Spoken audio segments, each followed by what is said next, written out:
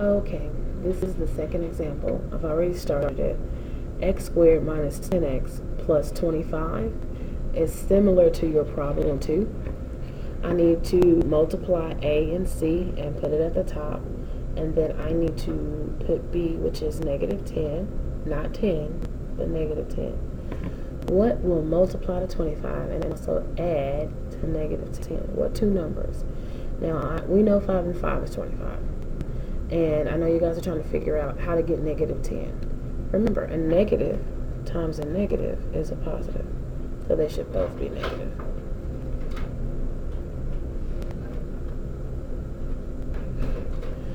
Now let's go ahead and put x minus 5, x minus 5. And are we done with this one? Yeah, I know you guys like this one. You like to stop there. You hate to continue going like we did on here. But you can't forget that, because if you put x plus 10 over here and x minus 2 over here, you're not going to get the correct zeros, because you have to have the correct factors before you can actually have the zeros. So I'm done with this one, and these are the factors. I wanted the factors, okay? So now let's go ahead and find the zeros. And that's x minus 5 equals 0. And you should already know what's going to happen, but some of you may not know. So I'm going to just save it until I finish. What do you notice? They are both what? The same. So what do you call this? We call this a double root. Correct? Yes. Now, this is a double root, but it is also how many solutions? One solution. Okay. Now, let's go ahead and use a calculator method to find the zeros. Now, if you look up here, it says find the zeros by hand or using a calculator. So, I chose to do it by hand. You can choose to use the calculator if you'd like. There are two methods on the calculator, so I get to show you one of them here. Going to go to the graphing screen. Control, Doc, add a graph. We want to type in x squared minus 10x plus 25. I see my graph, and I want to find the zeros, the one solution, the double root. Okay. Menu. Go down to Analyze, and what do you see? The word 0.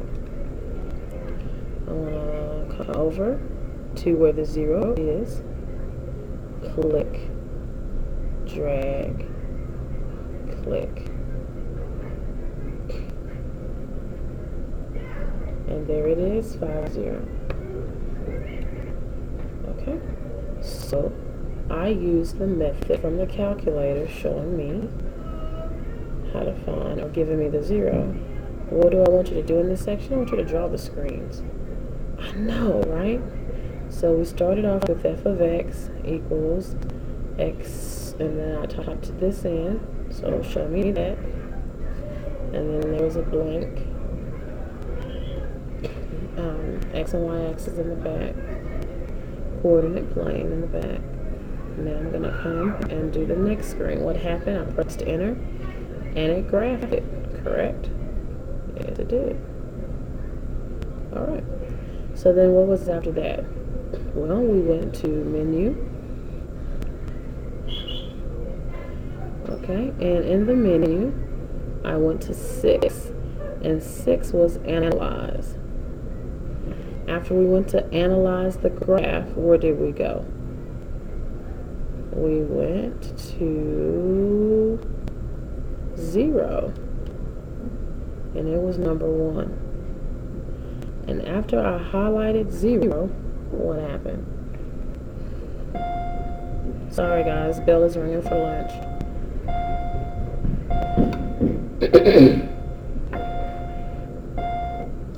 Okay, so I have analyzed the graph, then I have 0, and we were given something down here that said lower bound. And so we had to click here, and then that went away, and then it said upper bound, right?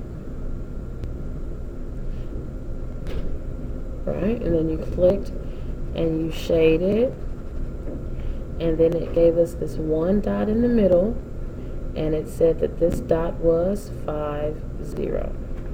And so that shows me that you did it in the calculator. Let me zoom in a little bit so you can see it closer. I drew the first screen where I plugged in the equation. I drew the second screen where the graph was shown. I drew where I had to go. I had to hit the menu button. And then I went to 6, and then I went to 0. And then here it shows me that it said lower bound. I clicked, I scrolled over, I clicked for the upper bound, and then it gave me my 0, which is 50. My one solution, my double root. And so there is my verification, 5, that this is correct. Okay. You could have also chosen a different method. So I'm going to do that. You could have, if you wanted to, go here, calculator, and went to menu, algebra, polynomial tools, find the roots. And then you just press enter, and you would put 1, -10, 25. Press enter. When you get this, press enter, and you see that 5 and 5 matches what you got here. It's still one solution, but it is a double root. Okay? One solution, but a double root. And so you would draw all of that in the space. And I'm just going to put, or you could use menu 3, 3, menu 3, 3, 1. And you would have to draw the boxes. Must draw the screen boxes. Okay, so now that we're done with that, that is not an X, that is an ES. Okay, so you must draw the screen boxes if you choose to do the other calculator method. Now we do the quadratic equation, the graph of it. So I'm going to take what I've already used. We're going to go to 0, 5, 0. And plot the 0, 1, 2, 3, 4, 5. Okay. Now what I need to do, let's graph the vertex. Who remembers how to do the vertex part? Let me go ahead and cut this out so I'll know how much room I need. Because I want to write the vertex on the side.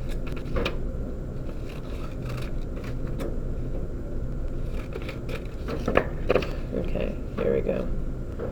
So, to find the vertex, x equals negative b over 2a. b is -10, so negative 10 over 2 times 1. That is 10 over 2, which is 5. Okay? Again, negative b equals negative b, okay, over 2a, 2 times 1. And then 10 over 2 is what that becomes, which is 5. Now we do y equals x squared minus 10x plus 25. This number needs to go in here and in here. So y equals 5 squared minus 10 times 5 plus 25. Okay. Now, guys, I don't want you to be fearful of trying this by hand. I would rather you do that, but the calculator is not a bad idea either. This will be 0.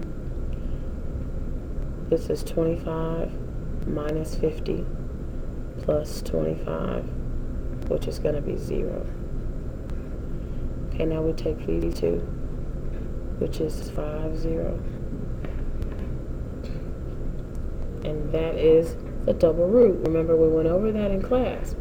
The double root and the vertex are going to be the same.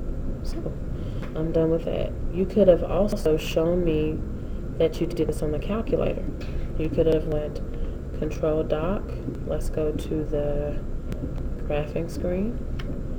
X squared minus 10x plus 25. And then you go to menu, and we want to analyze it, and that's a minimum. So you click and click, and there it is, 5, 0. So you could have done it either way. Now I need, so I can go ahead and, if I want to write, this is the vertex, 5, 0, and it is also, those are my roots, my solutions, my zeros, my x-intercepts. Now let's do 25. That's my y-intercept. Remember, C is always the y-intercept. So this is, I don't have enough spaces, do I? So how about we do this? Let's change the scale.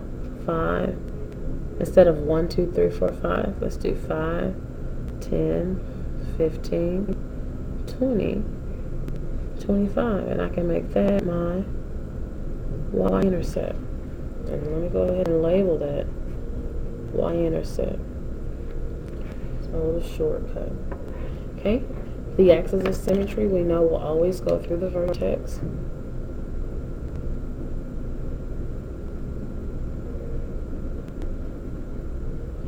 Okay, and for this one we have another minimum. It's going to be right here at the bottom of the vertex, or right through the vertex, excuse me. And that is y equals 0. How do I know that? Because that's x, that's y. Okay, and again, that is my axis of symmetry. And that is my, for this one, minimum. Okay, now let's sketch it. And when I began to sketch, I realized that I don't have the other point on the other side that reflects this. So let's count the boxes. 1, 2, 3, 4, 5. I'm 5 away from the axis of symmetry. I need to be 5 away on the other side. 1, 2, 3, 4, 5. There we go. 1, 2, 3, 4, 5. All right. Let's go ahead and put that in here. And I want it to be even. Not gonna go that far. Alright, that's better. And I want to make sure that it looks like a U, not a V. I don't want a V. Okay. And my y-intercept is there. Okay. Now I have my graph. I have everything on there. Let's check. Parabola is there. Axis of symmetry is there, but I didn't label it, so let's label.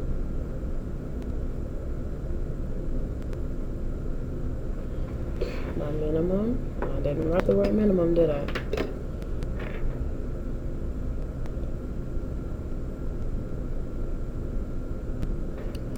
Okay, vertex, the root, solution, zeros, x-intercepts, my y-intercept.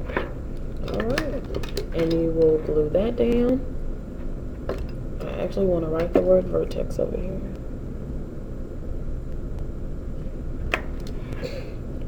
And that's what the second page should look like, the third page, and the fourth page, the fourth problem. Remember, on this one, I did calculator method for this one. You can do the calculator method for this one if you want to, but I know a lot of you are going to choose the by hand because it's simple. Okay. All right. Make sure you use both calculator methods throughout the project, and this will be due and finalized next period.